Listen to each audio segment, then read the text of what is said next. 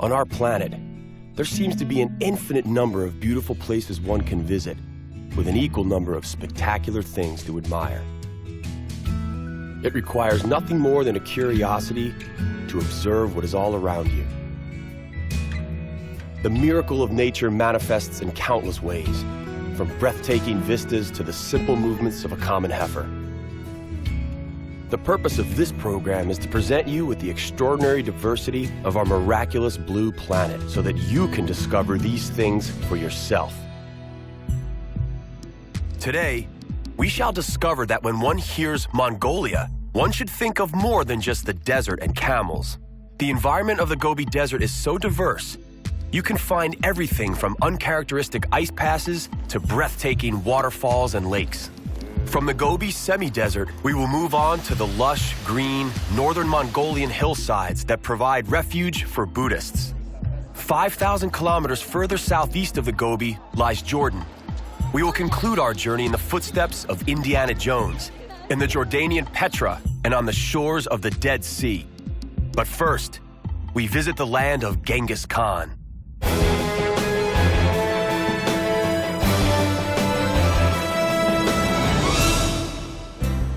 Gobi, Hanhai, or Gedi. All these words are the names of the Gobi Desert in different languages.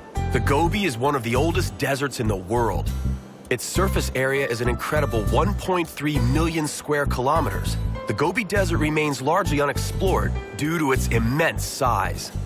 It stretches between the Altai mountain range in the north, the Tibetan Plateau in the southwest, and the Great Wall of China in the southeast. Its extreme size goes hand in hand with extreme temperature differences. In the winter, the temperature can drop as low as minus 40 degrees Fahrenheit, while in the summertime, the temperature can climb up to 113 degrees Fahrenheit. Only a few living beings survive such drastic temperature differences. One of the adventurers that got carried away by the magic of the Gobi Desert was Sven Hedin, a Swedish discoverer. He described his caravan as follows. Our camp, with its many packages and animals, made a very picturesque appearance, and it gave me a feeling of deep satisfaction to think that all those things were mine. It can be stated with confidence that not much has changed since in the Gobi Desert. 5 ecoregions are found in the Gobi, each of which has an entirely different soil composition. Each year, the desert claims several extra kilometers. The southern reaches of the Gobi have been devouring pastures on the Chinese border for the last 20 years. Each year, the greedy masses of sand absorb 20 centimeters of rainfall. That's not a lot of rainfall, but people and animals can adapt to even the harshest of conditions. In search of better pastures, the Mongolians migrate up to 4 times a year. Their entire household, complete with yurt, travels along with them. The art of assembling and disassembling the yurt has been perfected over the millennia. It is just another facet of the nomadic lifestyle. The yurt is constructed to withstand bitterly cold weather. 4 people are required to assemble it. A trap is stretched over the wooden framework, and then it's lined with hides and other firm materials for making the yurt waterproof during periods of rain, and as insulation during cold nights. The resulting area that they live in is not particularly large, but it serves these nomads very well. The complete erection process of the yurt takes just a few hours. It's perfectly eco-friendly. When the Mongols depart in search of greener pastures, no trace of their habitation is left behind. Recently, the yurts have become increasingly more popular with the environmentally conscious living in both Europe and the United States. The women are in charge of the interior decorations. They incorporate many colorful rugs and other decorative items throughout.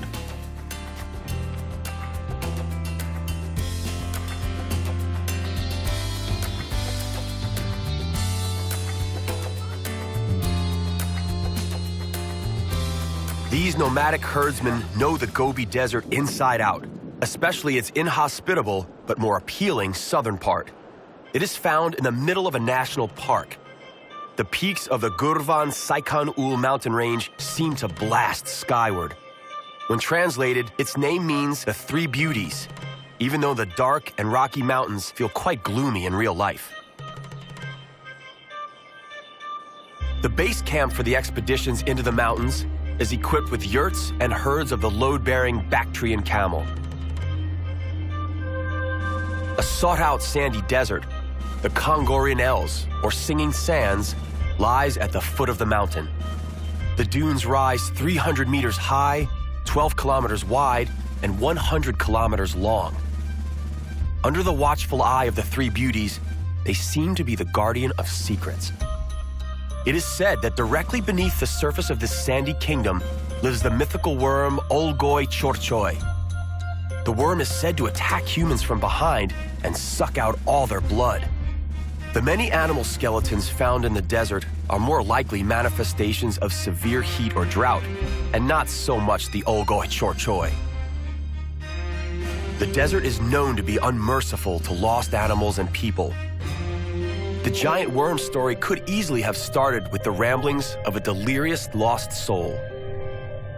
Several historical records, and even some cryptozoological enthusiasts, actually mention the existence of the Olgoi Chorchoi. But predominantly, this creature is only alive in the minds of the local people and their shamans. It is supposedly bright red in color, spits acid, and its sighting foretells approaching death. The legend may have originated as a warning to the foolish of the desert's impending dangers. But there are those who interpret and use archaeological findings from the Gobi to point to evidence of the monster. A dinosaur egg and the remains of the first mammals, dating back to the Jurassic period 164 million years ago, were discovered in the northern part of the desert. The Mongolians claim that once you know where to look, you can find a piece of prehistory in less than 30 minutes. The multicolored sand grains vary in weight. The wind carries the lightest layer, which is why the singing sands appear to change shape constantly. It appears that the three sisters and the singing desert only know how to take lives. On the other hand, the Gobi Desert is a place that can give life as well as take it. The rarely seen and highly endangered Przalski's horse can be spotted on the desert's periphery.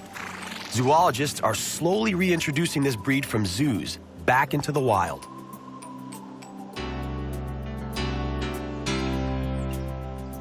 We can take off to the Yolyn Am Pass in pursuit of unusual and varied life forms. It is here that we find myriad glacier-fed streams.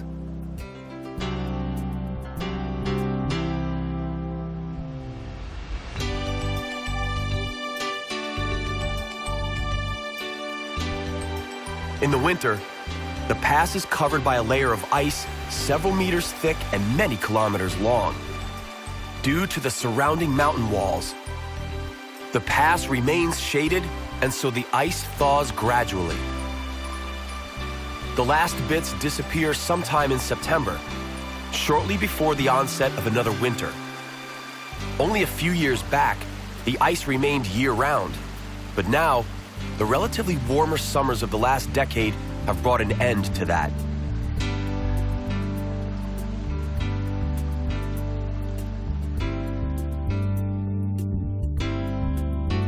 A slightly more acceptable climate due to higher altitude results in a greater variance of fauna and flora thriving here.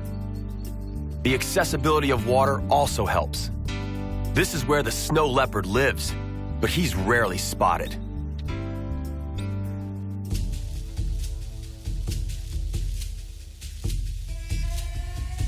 Horses are the universally accepted means of transport here, usurping cars. They require little maintenance and no fueling stations. The horse is a national symbol of Mongolia. It is as important to the people as their religion, Buddhism. Reaching the Tovkon Kid Temple is a long and tedious ordeal. In spite of its inaccessibility, it receives a great number of visitors. In 1936, there were over 50 temples in Mongolia. After the communists completed their purge, there were only a handful left. Dozens of monks, occupied with the task of temple reconstruction as well as liturgy, reside at the Kovsgol Lake Temple.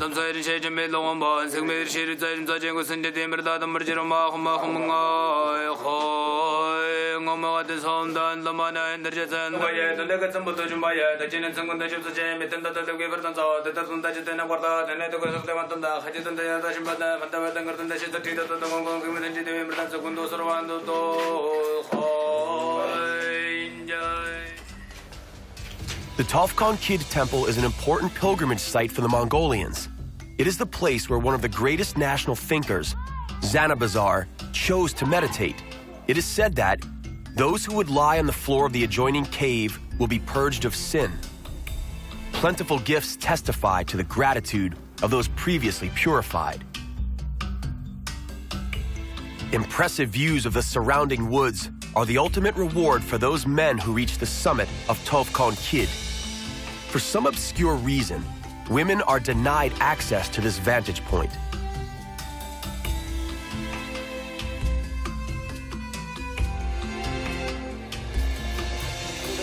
Pilgrims are drawn to the temple by Zanabazar's legacy. No lesser an attraction is a spring whose sacred waters are deemed to have healing properties.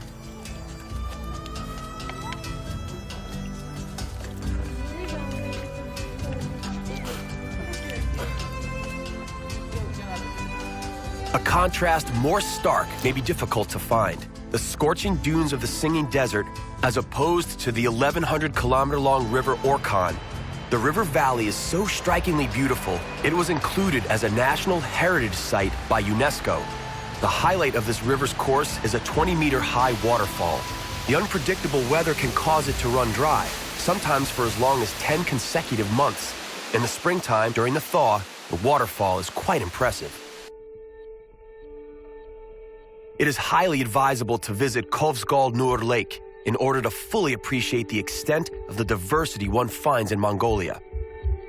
It lies in the north on the Russian border, and it is one of the largest lakes in the country. This lake, similar to one aspect of the Gobi, has a few numerical records to its credit. It was formed 2 million years ago, and as such, belongs in the league of the world's 17 oldest lakes. In some places, its depth exceeds 260 meters. It is a carefully protected water mass, separating the Central Asian steppes from the Siberian taiga.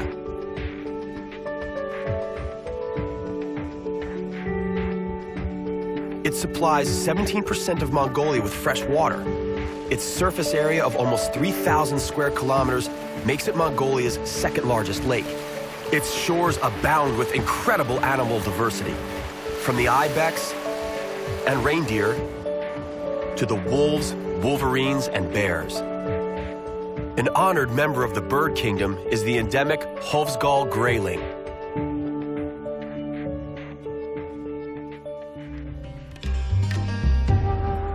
The underwater life is not quite as rich as in the nearby Lake Baikal. Even so, it is an important source of food for the local settlers. The incredible abundance of water and the life it sustains seems like a fairy tale to the traditional desert herdsmen. Similarly, the people from the lakeshores find it difficult to comprehend that there could exist places very near to them where water must be brought in from several kilometers away. As a result of protections like the prohibition of industrial fishing, the water here is crystal clear. The authorities meticulously regulate fishing.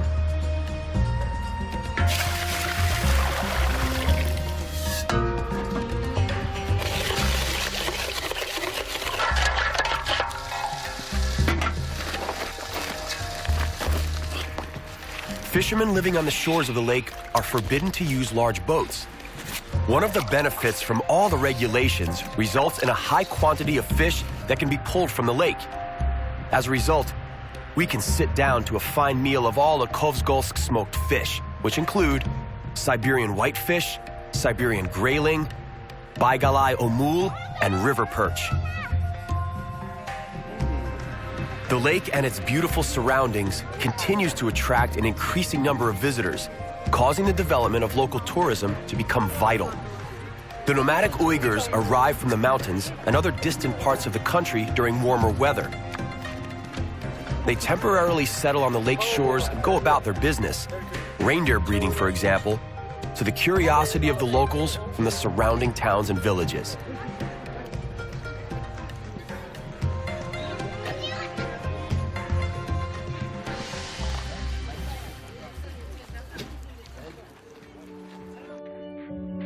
This area of the lake might just well as be named Mongolian Switzerland.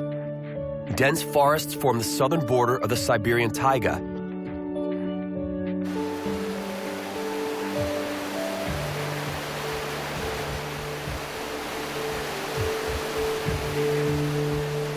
The dominant tree is the Siberian larch. Its resilience to the bitter cold makes it more than able to thrive here. It grows to a height of 50 meters, and the trunk can be a meter in diameter. In the autumn, its leaves, resembling pine needles, turn yellow and adorn the forest floor. As the forests retreat, the Central Asian plains open up. The plains are an ideal environment for the rearing of animals, such as sheep, yak, and horses.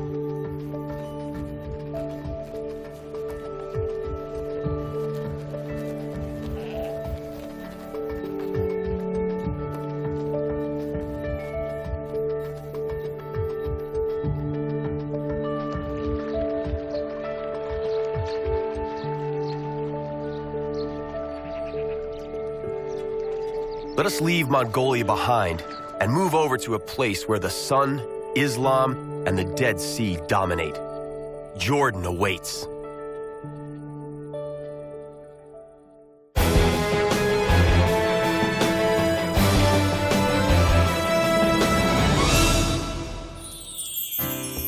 Over the past millennia, the rocky slopes of Jordan witnessed their fair share of bloody battles, new settlers, and other events recorded in the Old Testament. The first mention of civilization comes from the Paleolithic Age. In the years following, the area was ruled by different entities over time, from the Egyptian pharaohs, to the Persian Empire, to the Judean kingdom, and to the Babylonians, to name just a few. All these cultures left behind traces of their reign, and all were aware of the unique qualities of the Dead Sea. The Dead Sea, also known as the Sea of Salt, lies in the Jordan Rift Valley. That valley also contains other significant lakes, none of which are as salty, or lie 378 meters below sea level. A liter of Dead Sea water contains an incredible 1.2 kilos of salt, making its water uninhabitable to all but a few bacteria. But humans found a good use for this water. According to the Bible, King David found refuge on its shores, and Herod the Great established one of the very first health spas here, intended for recreation and the healing of various diseases. The Egyptians utilized the salty water for mummification purposes. Today's visitors come here mostly to heal respiratory and skin diseases. Many beneficial minerals evaporate from the water, and the ultraviolet rays of the sun ensure a higher concentration of oxygen here than elsewhere. The water contains almost 10 times more salt than the ocean. As a result, people here enjoy incredible buoyancy.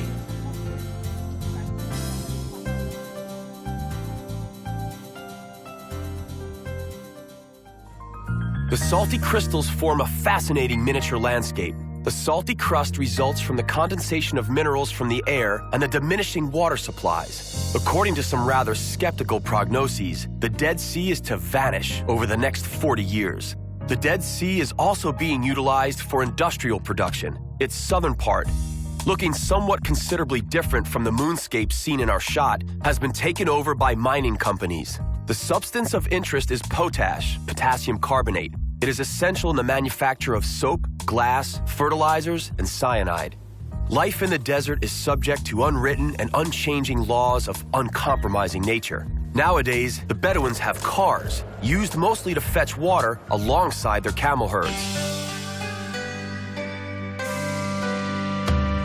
In spite of such modern conveniences, they stick to very simple and traditional lives. One of the most important attributes of a Bedouin is hospitality.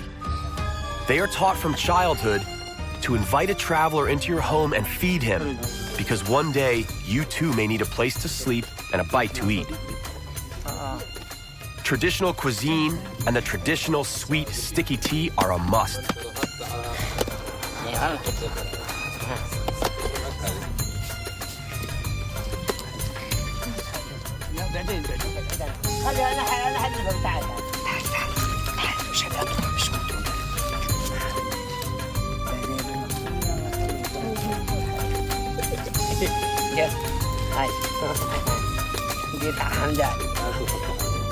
Living in such austere surroundings, it is not surprising that the Bedouins cherish friendship and hospitality above all.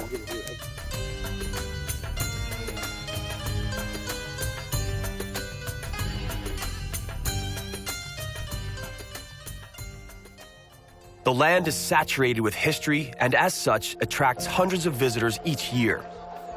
Archaeological sites of the mysterious extinct Nabatean civilization drew awestruck anthropologists and archaeologists from around the world. The masses of tourists visiting the more than kilometer-long pass are similarly dumbfounded.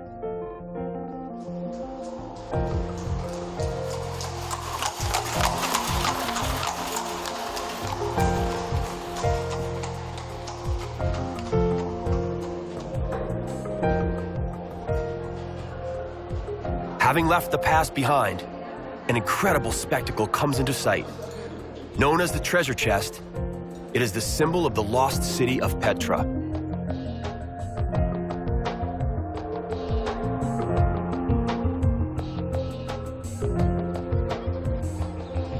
Indiana Jones was the most famous fictional visitor who traveled to Petra in search of the Holy Grail, which actually is the tomb of a Nabatean king. According to an Arabic belief, this is where Moses caused the rock to bring forth water when he struck the rock with his staff. A treasure of unimaginable worth is hidden in the facade according to a medieval legend. Petra has been a UNESCO World Heritage Site since 1985.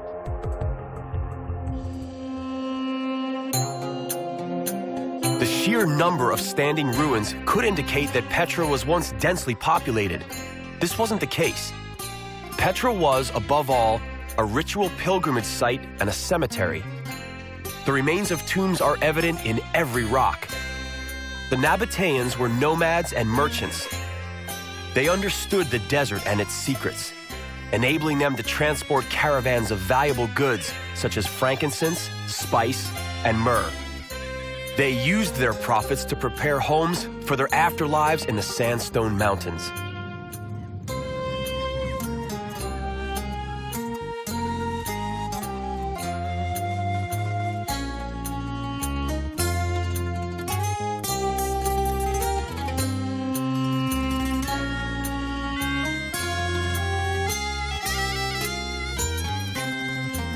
At the beginning of the 2nd century, the Nabateans clashed with the Romans. Their legacy was the Byzantine episcopate and a wide range of authentic mosaics on the floors.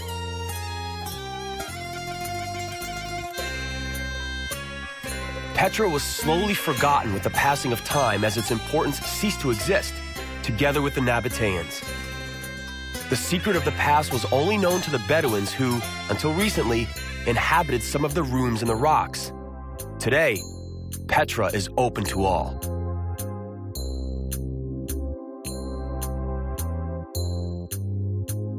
We bid farewell to the dignified Jordanian landscape. It has been through a lot and is rightfully praised as one of the most interesting tourist destinations. Allah Yizmayak. God be with you, Jordan.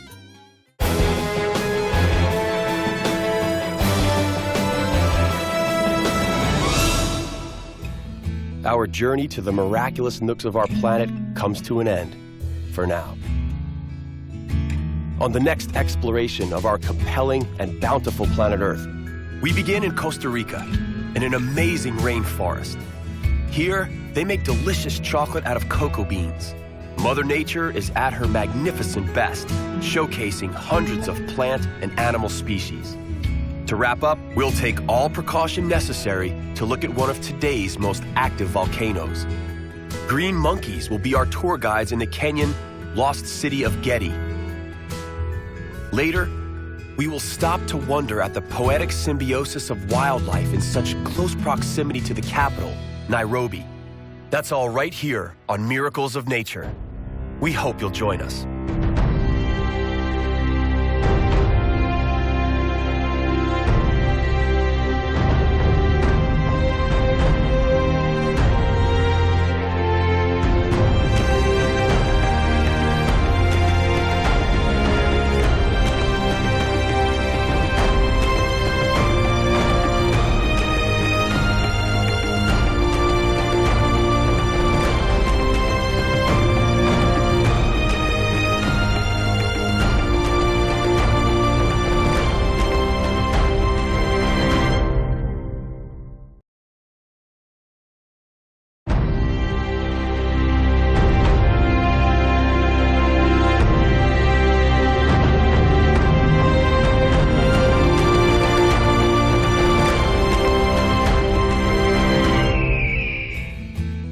On our planet, there seems to be an infinite number of beautiful places one can visit, with an equal number of spectacular things to admire. It requires nothing more than a curiosity to observe what is all around you. The miracle of nature manifests in countless ways, from breathtaking vistas to the simple movements of a common heifer. The purpose of this program is to present you with the extraordinary diversity of our miraculous blue planet so that you can discover these things for yourself. Today, we begin in Costa Rica, in an amazing rainforest. Here, they make delicious chocolate out of cocoa beans. Mother Nature is at her magnificent best, showcasing hundreds of plant and animal species. To wrap up, we'll take all precaution necessary to look at one of today's most active volcanoes. Green monkeys will be our tour guides in the Kenyan lost city of Gedi. Later, we will stop to wonder at the poetic symbiosis of wildlife in such close proximity to the capital, Nairobi. Despite its 200-year existence, some members of the animal kingdom remain oblivious to Nairobi's existence.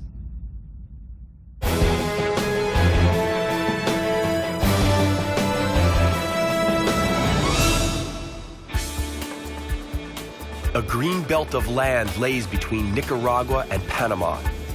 It is Costa Rica, a tropical paradise where life remains inherently connected to the sea, rainforests, and history. In 1503, Christopher Columbus landed near Ilha Uvita. The Spaniards followed soon afterwards, annexing the territory to their colonial empire. After being on the losing side of the Spanish-Mexican War in 1821, the Spanish could not stop the Costa Ricans from declaring independence. Inspired by nature's bounty, they named their land the Rich Coast, Costa Rica. Democracy took root in the mid-20th century, and Costa Rica has been one of the most peaceful Central American countries ever since. One of the first wild beasts that may be encountered here could very well be this mantled howler. It feeds on young leaves and can weigh up to 10 kilos. It is no loner. Groups of around 10 are often seen feasting together on the ever-present vegetarian delicacies. The Costa Rican coastline is constantly under siege. Waves of the Caribbean batter the coast from the east, as if trying to break through the sliver of mainland and join the waters of the Pacific on the other side. It isn't the only never-ending battle taking place here. The nature of the mainland appears to besiege the sea in return. Its only ammunition is the opulent jungle lining the Caribbean coast. It appears that the only thing standing in the way of the jungle is a colonnade of palm trees. This silent battle has few spectators. It may be the regular soothing rhythm of waves washing the coast that results in the very relaxed way of life here. It's also the most likely reason why surfers from around the world flock to San Jose in search of the pura vida, or pure life, a life without rushing, intricacies, or confusion.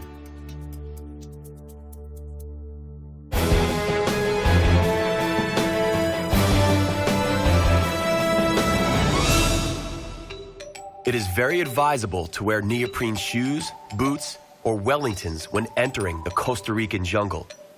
It is wet here. We're talking misty rainforests. The cloud of vapor emitted by the rainforest each day ensures the prevailing humidity. This is no place for a rheumatic to be. The Costa Ricans truly love nature. They established 20 national parks and 8 reservations here, covering an incredible 27% of the country's area. Bird watchers can admire over 850 types of birds, one of which is this boat-billed heron. It lives in the mangroves lining riverbanks and survives on crustaceans and fish. It can exceed half a meter in height, and it is apparent why it was given the name boat-billed, thanks to its unique bill. It is one of the most distinctive birds of the Costa Rican jungle. In this labyrinth of trees, bushes, and other sorts of plants, the entangled boughs form a safety net above the water. Curtains of greenery surround the canals and generate a humid duskiness.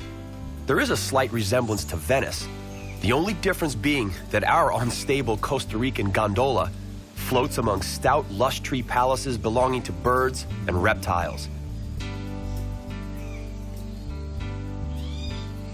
It's a good thing that no time is wasted nowadays by swapping film rolls and digital cameras. Looking around, it would be a great shame to miss anything. This turtle, for instance, or that plumed basilisk over there. It runs so fast that it can actually skim the water's surface, appearing to walk on water. This is why the locals call it the basilisk of Jesus Christ. There are tens of thousands of plants here, including 1,200 species of orchid. One can only envy the sloth. He's got his whole life to take in the beauty of the jungle. We, unfortunately, have to move on.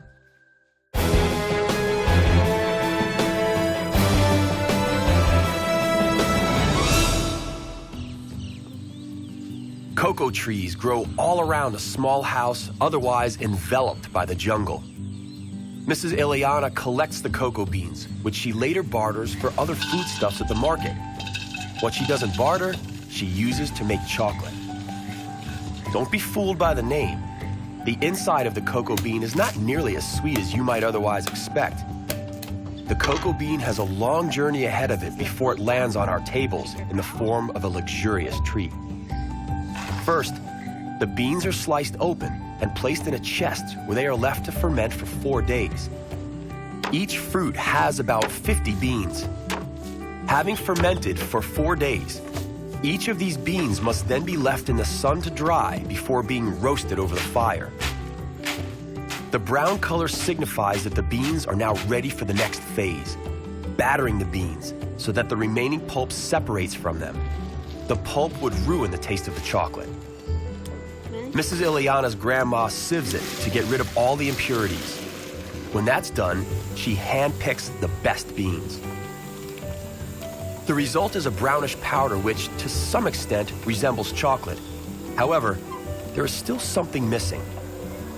It's now time for the final step in the production of pure, ecological bio-chocolate. The powder is mixed with water and cane sugar. This recipe is ancient. It goes back to the time of Montezuma, the Aztec ruler, who considered cocoa drink a delicacy. The Aztecs were more than aware of the aphrodisiac nature of chocolate. The word chocolate comes from the Aztecs. At last, the chocolate is wrapped in banana leaves.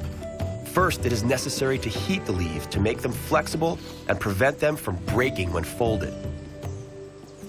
The grandma painstakingly molds the chocolate.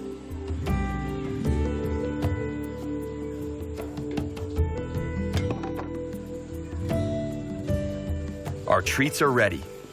Those may come in handy as we are now headed toward the distant waterfalls and a murky, forbidding volcano. Let us bid farewell to cocoa beans and the lovely handmade chocolate.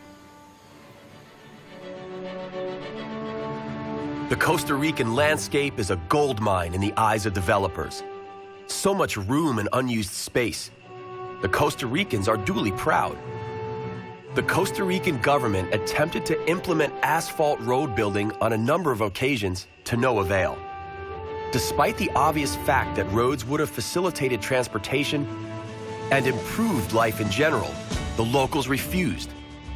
They are content with what they have and feel no need to deface their country with industrial and tourist infrastructure.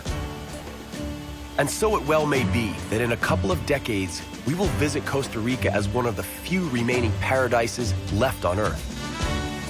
If the Costa Ricans had a different mindset, Salto San Luis, located in the Monteverde province, would have been condemned to empty beer cans and other trash, rather than the magnificence of the surrounding rainforest, streams, and even this 2-story waterfall. The threat of unchecked tourism continues to loom over the natural wealth of Costa Rica.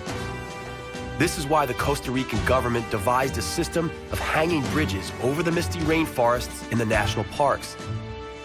Visitors may thus admire the beauty of the rainforest without trampling plant life or stressing the animals. And of course, you can't pull up plants as a souvenir if you can't reach them. This experience could be rather unpleasant for those afraid of heights or suffering from vertigo. Count yourself lucky if you are not one of them.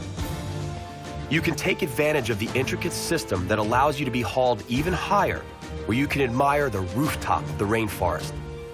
It can be a breathtaking, awe-inspiring, adrenaline-pumping experience, and more than well worth it. Each tree is a world of its own, a real green microcosm in a great green macrocosmos. A few hundred years ago, the Spaniards were disappointed not to have discovered any gold in Costa Rica.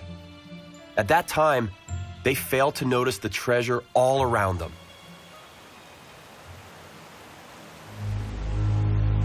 Let us look around one last time. Dark, forbidding, and veiled in clouds, this is the Arenal volcano. It is one of Costa Rica's symbols, and it is also one of the world's 10 most active volcanoes. The height is quoted as around because it erupts so often that resulting lava flow causes it to grow by approximately 4 meters per year. Its first eruption was about 7,000 years ago. During its most recent and mild eruption 12 years ago, 40 square kilometers of rainforest paid the price for its foul mood. Lately, Arenal has been relatively quiet and well-behaved. Just one tiny earthquake per week. Perhaps it too has succumbed to the ever-present sense of pura vida all around. And now, we are off to Africa.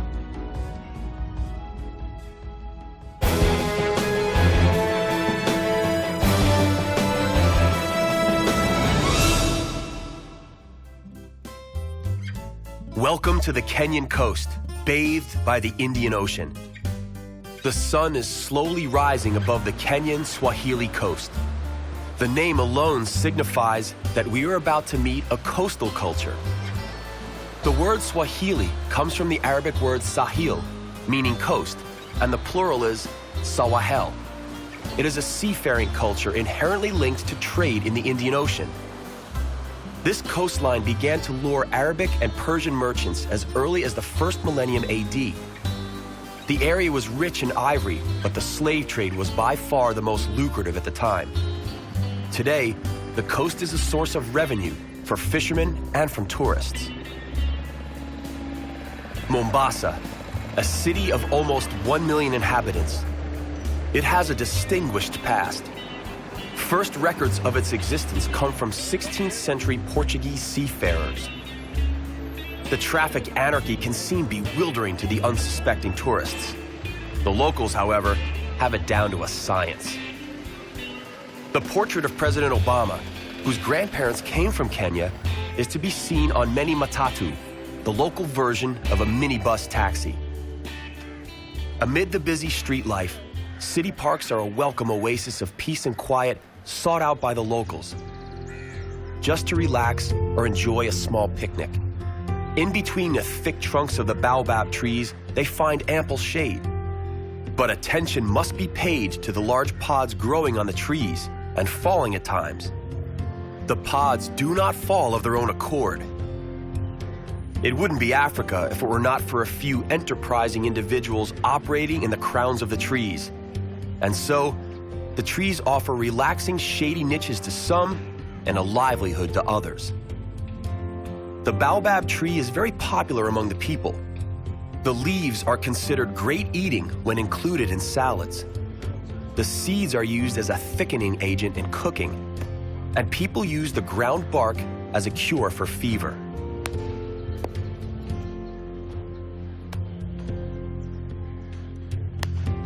Collection of this fruit may seem a risky business, but the wide boughs are sidewalks to the feet of an experienced collector.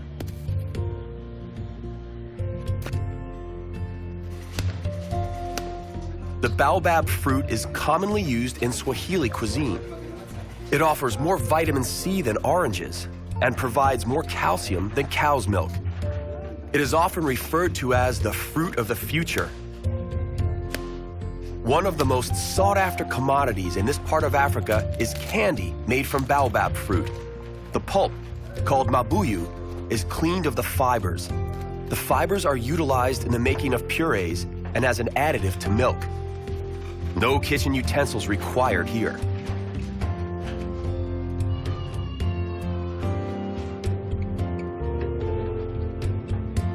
The pulp is carefully selected. This is followed by the preparation of a red dye with a dash of chili. When it's ready, the pulp is colored in the dye and sweetened.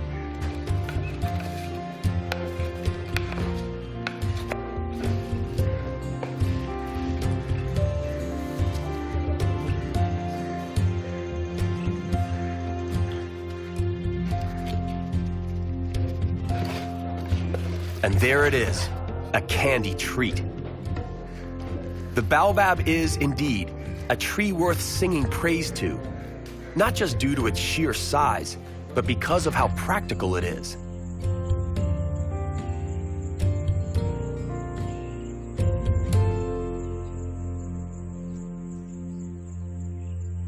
Not all cities survived the pitfalls of centuries past. For unknown reasons, life suddenly vanished from the city of Gedi at the end of the 17th century. The city is veiled in mystery. Though no official records exist, the expanse of observable ruins gives silent testimony to the wealth and glory of Gedi. In the first half of the 20th century, archaeologists unearthed the remains of a port and a tomb dating back to the end of the 14th century. Neither gave away any secrets. It is almost as if Gedi was cursed, or that something wanted to deny it ever existed at all. It is a place perfectly suited for an H.P. Lovecraft story. The city was devoured by the jungle, and its ruins are now occupied by a troop of green monkeys. Their monkey ancestors may have lived here a few hundred years ago, but they also didn't keep any written records. The sheer size of Gedi, as well as its mystery, is breathtaking. Baobab trees are to be found here, too. And the green monkeys aren't about to miss out on the tree's delicious fruit. Green monkeys live in great troops, and the hierarchy within the troops is infallible. According to many scientists, these monkeys are able to articulate threats they sense from other animals. They use a specific screech, for instance, when a leopard lurks nearby. They will use a screech with different characteristics when they spot a snake or see an eagle. At a very young age, monkeys learn the sounds from their elders. Similar to naughty adolescents, they derive great pleasure and entertainment from freaking out the adults using these warning sounds just for the heck of it. The mother monkeys have no tolerance for such silly pranks and are determined to teach their young good manners. The youngsters are in for a good walloping. That is, if the mothers manage to catch them.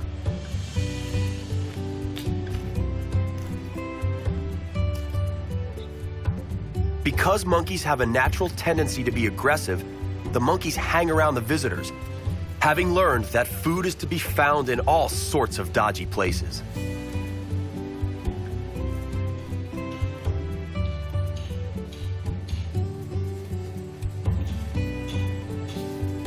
monkeys are not the only animals thriving in the surrounding forest.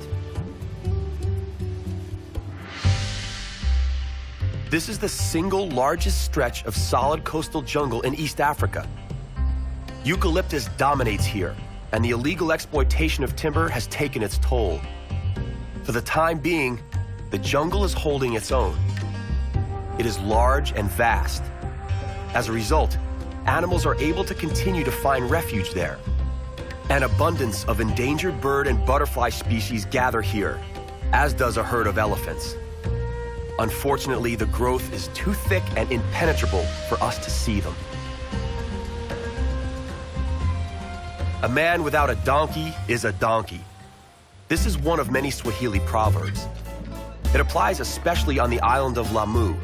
Its capital, Lamu, dates back to the beginning of the 16th century.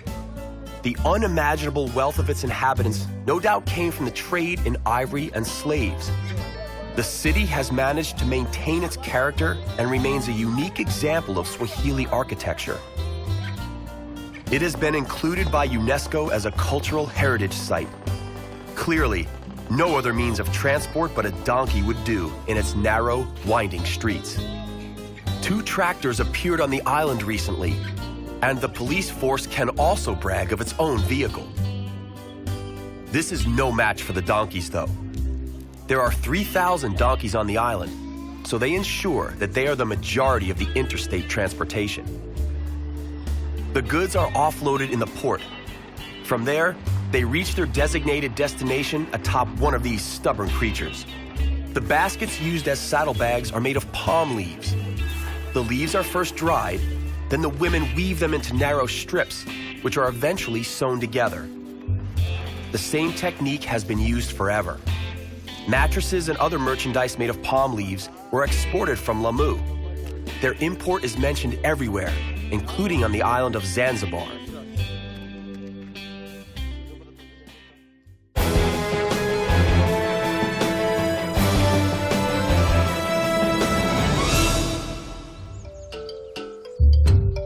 Kenya's capital, Nairobi, is nicknamed Nairobbery because of its staggering criminality. Even though these animals are living in what amounts to the city's suburbs, these zebras and wildebeests haven't got a clue. They live peacefully within sight of the city, but at the same time sufficiently far away from it. They are yet another living example of how transient the boundary between wilderness and civilization is in Africa. So why don't the animals fear civilization? Once uncontrolled hunting was abolished, the animals returned to the city periphery, barely 7 kilometers from the city center. The Nairobi National Park was established, a wild game reserve accessible even to those who have very little time to spend with the animals. It is more of an open-air zoo. Here, zebras are rather common. They are in great abundance because they migrate across the savanna from July to August.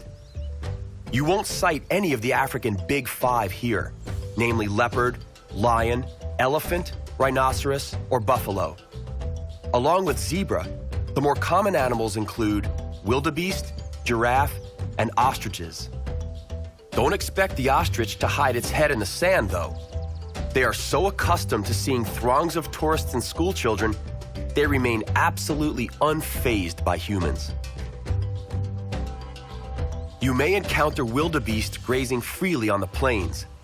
Springboks and antelope of all shapes and sizes are also commonplace.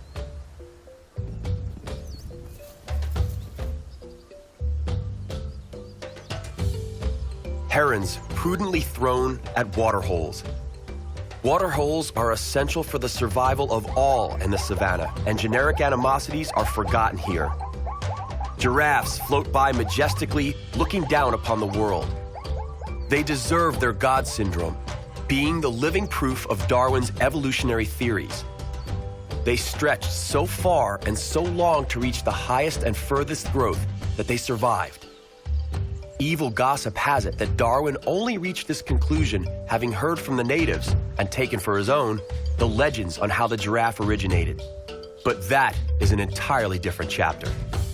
For the moment, we are still in the Nairobi National Park, and we can take pleasure from nature untroubled by human intrusion. The sun begins to set over Africa, and with it, ends our ventures into the stunning Kenyan and Costa Rican jungles. But for how long will we have the ability to enjoy these jungles? For only as long as we are willing to accept the responsibility of being good stewards to the land and our environment.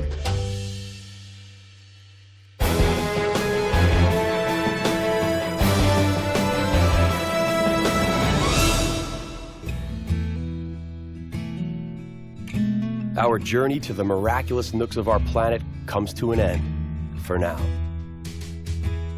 On the next exploration of our compelling and bountiful planet Earth, we will visit Iceland and marvel at its numerous hot springs. But it is also steeped in a rich cultural history. And there's nothing quite like the rejuvenating thermal baths and breathtaking Nordic vistas you find in Iceland. Tropical Laos is also inseparably linked to nature.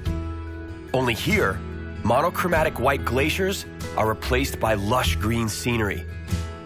We will lose ourselves in the intricate cave labyrinth of the Laotian underground, only to re-emerge into the sunlight and get up close and personal with the water buffalo on the Mekong River.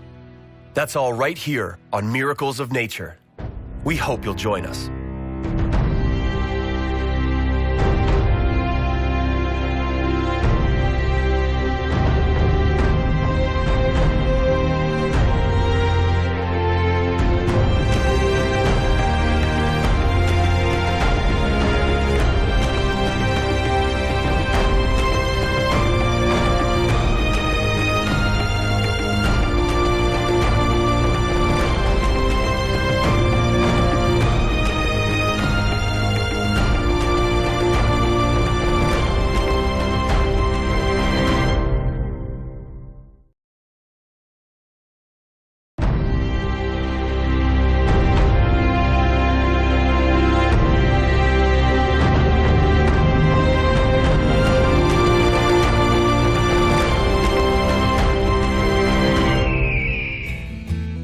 On our planet, there seems to be an infinite number of beautiful places one can visit, with an equal number of spectacular things to admire.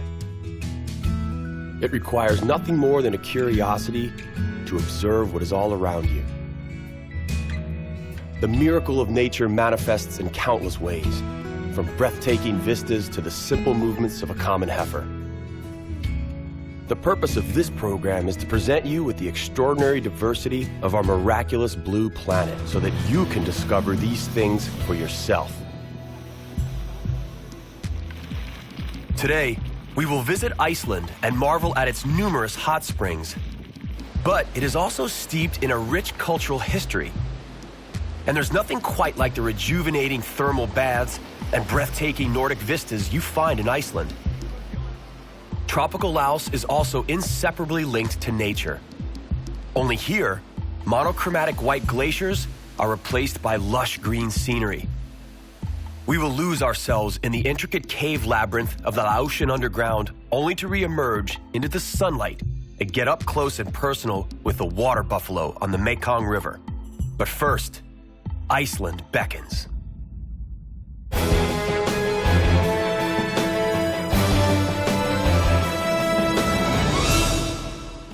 The Republic of Iceland was established after declaring independence from Denmark in 1944. The island's history, however, dates back centuries. Ingólfur Arnarson, one of the very first Viking settlers, admired Iceland's endless plains and volcanoes as early as the year 874. The land was arable, and only 60 years after Arnarson's arrival, some 1,500 farms had established themselves here.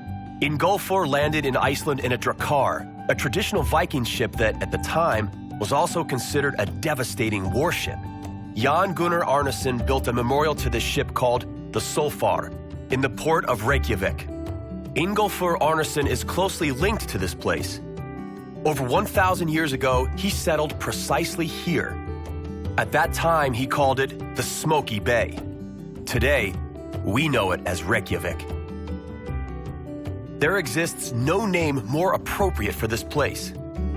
Fuming hot springs rising from the underground at temperatures between 98 and 102 degrees Fahrenheit are ever present. There's no reason for Icelanders not to bathe in them all year round.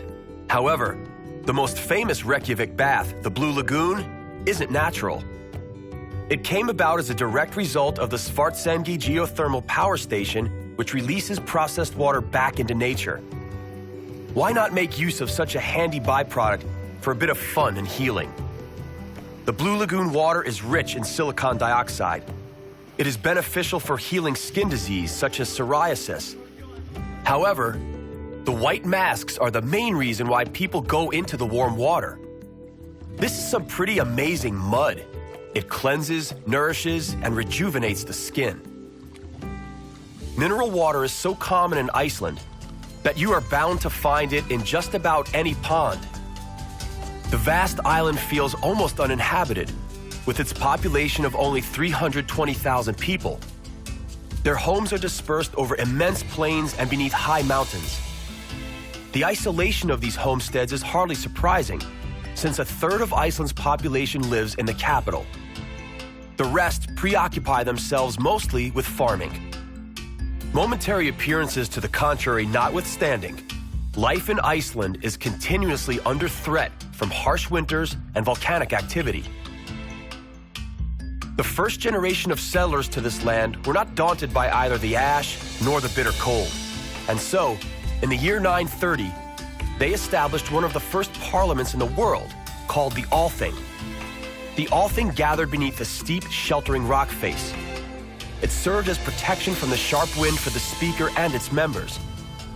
The sheltering was necessary because one would otherwise never be able to be heard over the lashing wind.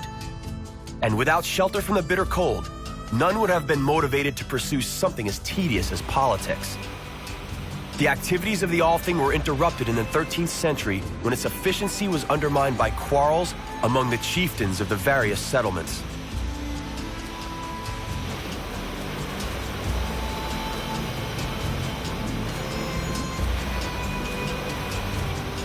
Several rivers, fed either by water from underground sources or from thawing glaciers, flow from inland to the sea. The longest, Pjorsa, is only 230 kilometers long. The shortest ones measure just several hundred meters. Each and every one of its 17 waterfalls are unique in one fashion or another. Its hostile and mostly barren landscape strongly resembles that of New Zealand.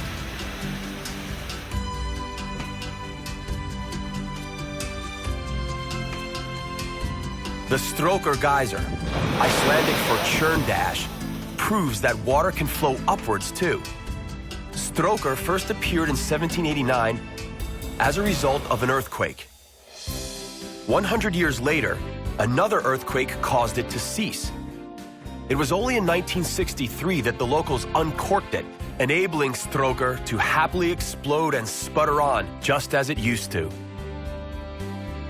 Magma heats the water to 120 degrees Fahrenheit. As the water cannot evaporate through boiling, it simply erupts every 10 minutes in a 20-meter-high geyser exploding from its depth of 23 meters. The mineral-rich water creates mineral as well as sulfuric sills. In Iceland, these encounters are commonplace.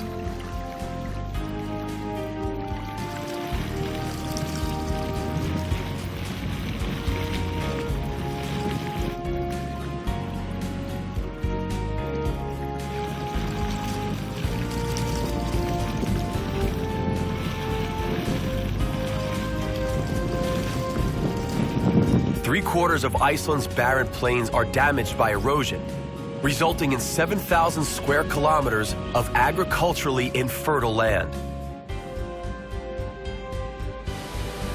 Geysers and hot springs aren't Iceland's only attraction. The numerous breathtaking waterfalls veiled in legends and myths are equally as alluring to visitors. The Godafoss waterfall, or Waterfall of the Gods, stood witness as a certain Porgir threw carvings of pagan gods into its waters to demonstrate his total acceptance of and conversion to Christianity. Gedifoss, the biggest European waterfall with a flow rate of 200 cubic meters per second, bottoms out into a 44-meter canyon.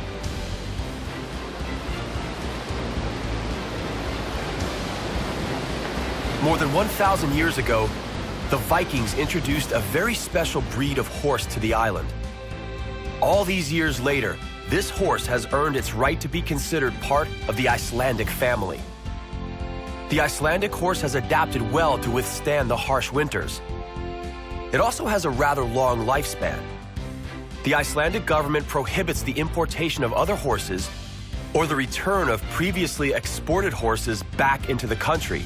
Local horses are protected from importation-borne diseases and enjoy excellent health. Because the terrain seems endlessly mountainous, the horse is often the only practical means of transport. It is commonly used to look over one's farm or reach a neighboring homestead. These horses are well known for their stability and sure-footedness. Icelandic horses harbor explosive energy, which is evident in a particular fast-paced gait. It is called tolt and is innate to the local horses. Thanks to tolt, a fast ride on such a horse is pleasant even for a complete beginner. Original farmhouses from the 10th century were usually made of stone, clay, and grass, as trees hadn't been planted on the island, and the craftsmanship of brick burning had not reached Iceland yet. Vast fertile valleys are protected by barbed wire fencing against an enemy from the domesticated range, the sheep. Sheep flocks are capable of quickly destroying the thin layer of volcanic soil out of which grasses and plants grow. The fragile ecosystem requires protection. No sheep are in sight at the foot of the volcano. Plant life is compromised by the continuous landslides and a minimum of nutrients in the soil. Until the 18th century, people were sent to inhospitable areas for punishment. Unless they were able to settle close to a hot spring, they did not usually survive the bitter winters. Life here is indeed minimal. The landscape is devoid of color, save for a few alpine plants.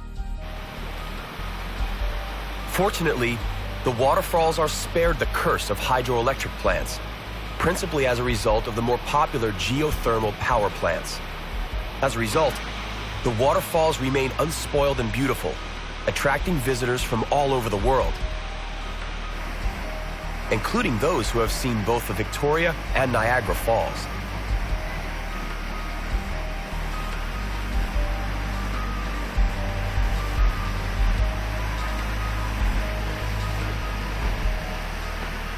Let's take a look at some of the local culture. We are at a traditional Viking festival where past and present are entwined. Icelanders, seen here feigning the battles of their ancestors, may be separated by a couple of centuries from the real Vikings, but genetically speaking, they are very close. Iceland is something of a genetic tin. Iceland has never had mass immigration. The largest immigrant population comes from Poland. Today, the Polish descendants only number about 8,000 people. Icelanders thus form an excellent genetic sample of Homo sapiens. Icelanders today are less warlike than their descendants, but Viking blood still courses through their veins.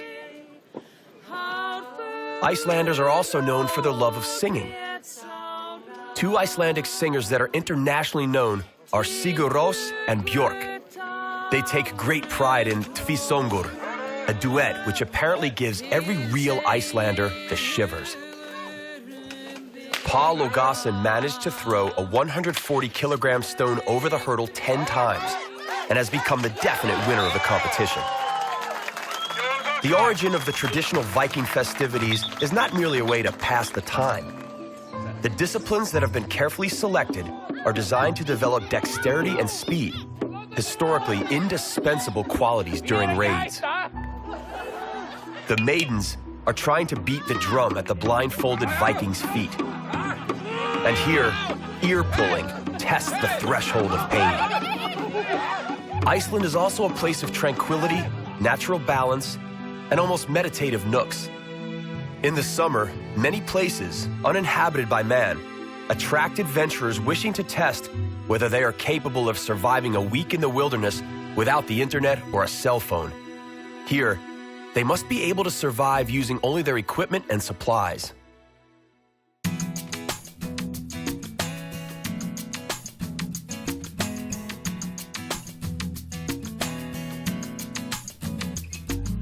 This seems the place from where the name Iceland would have come. In this natural park, there are 8,000 kilometers of ice, sometimes up to 900 meters thick.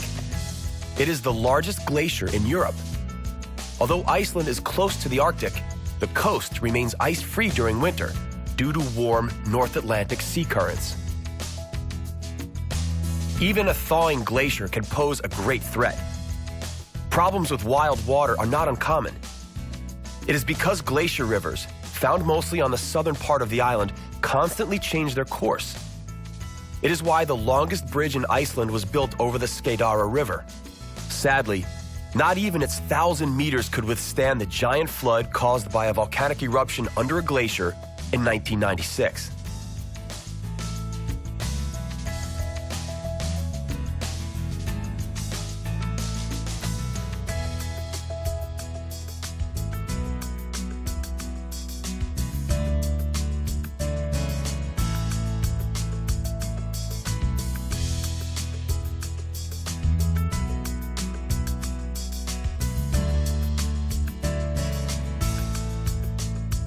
Looking at the mass of thawing ice, one cannot but ponder the question of global warming.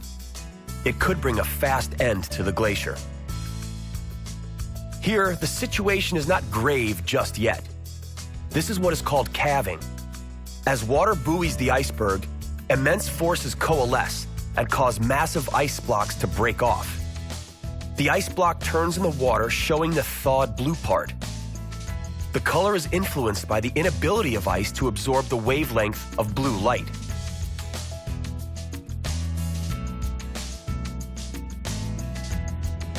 Considering the innumerable natural phenomena and vapors rising into the air, it is no wonder that Icelandic culture is replete with myths and fairy tales. They consider dwarves, elves, and gnomes to be inhabitants of their world and call them the hidden people.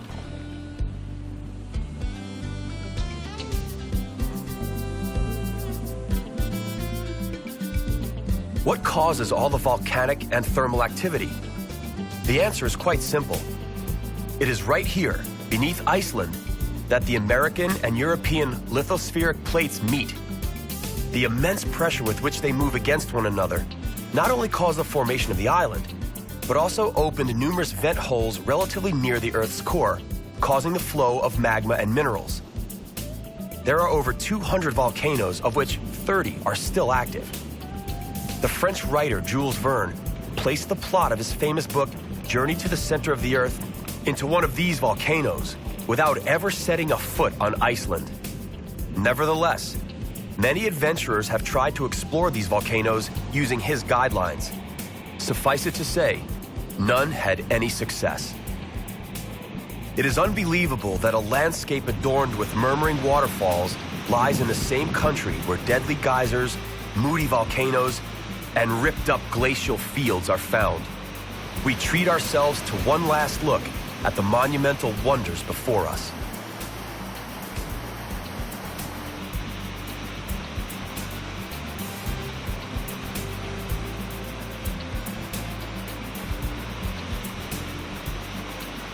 Our journey through Iceland is nearing its end.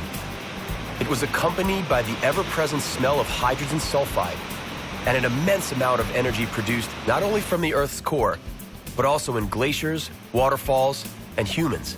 Should one try to remember a typical view that symbolizes Iceland, it would probably look like this tiny Earth vent, which just won't come to its senses and keeps spouting hot vapor from the Earth's open veins.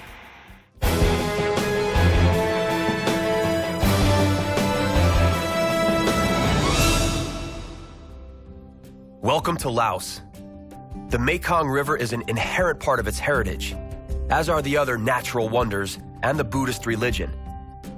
Laotian history traces back to the 14th century, but modern Laos, as we know it today, was founded in 1945.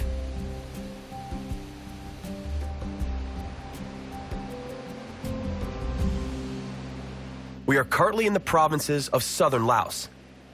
The natural beauty of this region is astounding. It abounds with flavors and scents, and it is truly enjoyable, even if you are on your own.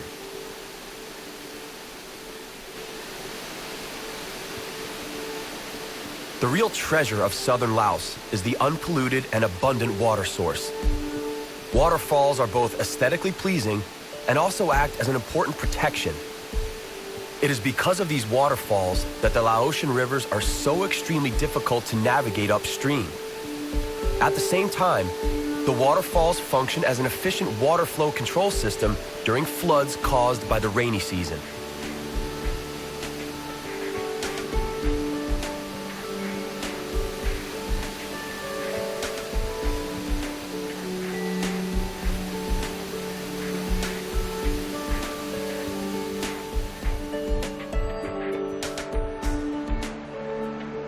Tranquil waters from Laotian rivers and benign jungles lined with high mountains make up only a small part of Laos. There also exists an underground kingdom. Deep within the mountains, there exists an intricate maze of limestone caves with unspoiled karst formations created over the centuries by erosion from water. These caves are managed entirely by local people. However, there are many more caves that have yet to be fully accessed or even discovered.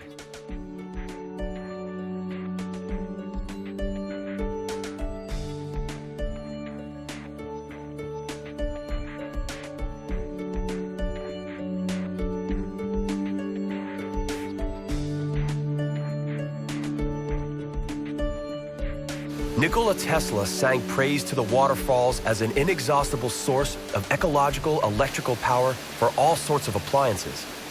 Laotians guard their waterfalls carefully, both against pollution in their vicinity and also against the greedy intentions of various energetic concerns. It is thanks to this mindful approach that allows us to interact in harmony with nature.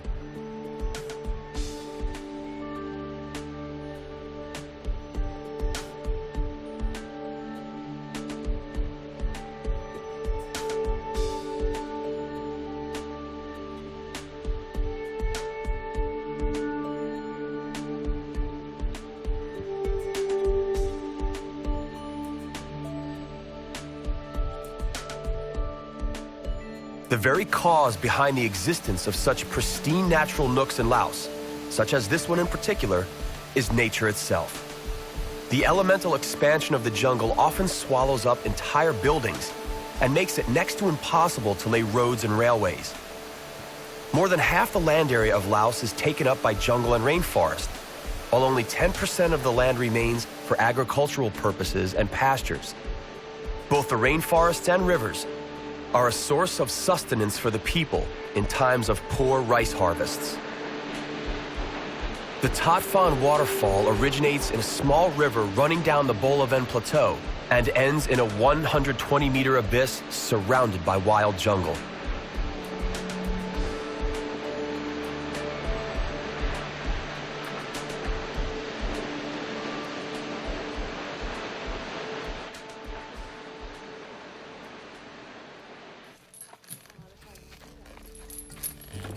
Laos is sometimes referred to as the Kingdom of a Million Elephants, even as the numbers of elephants living in the country are decreasing due to poaching and the relentless expansion of civilization.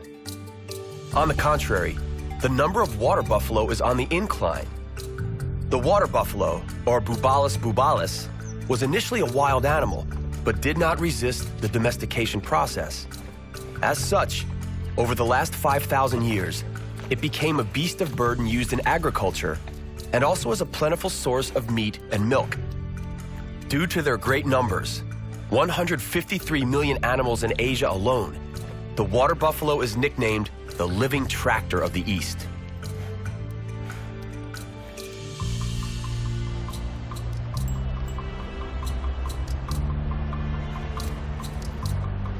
This baby Bubalus bubalus is pattering around its lazing parents, completely unaware that soon enough it will be harnessed. Although seemingly harmless, the water buffalo is statistically a very dangerous animal to humans.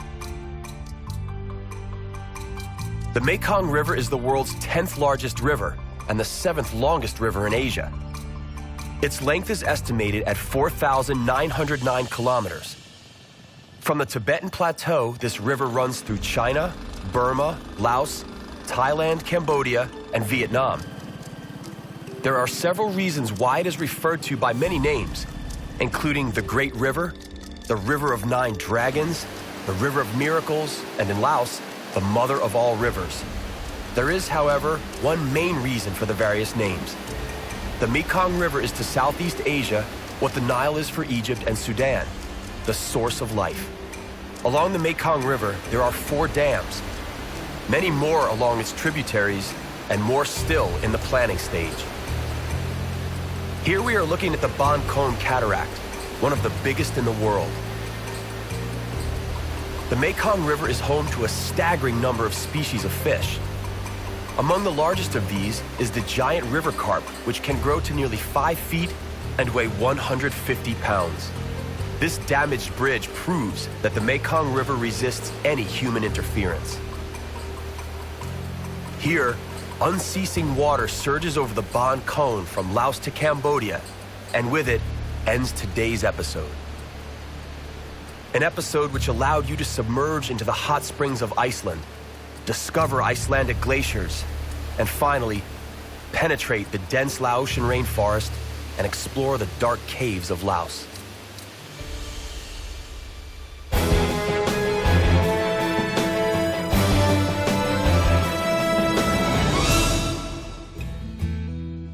Our journey to the miraculous nooks of our planet comes to an end, for now. On the next exploration of our compelling and bountiful planet Earth, we will enjoy visits to 3 different gems of the European continent. Starting off in the north, we will explore the pristine mountains of Lapland. From there, we will attempt to conquer the peaks of the Swiss Alps. From the Alps of Switzerland, we will go to France, where, in the wine region known as Champagne, they know a thing or two about making the best wines in the world. Then, we will end adventure in Gibraltar, one of the pillars of the ancient world. That's all right here on Miracles of Nature. We hope you'll join us.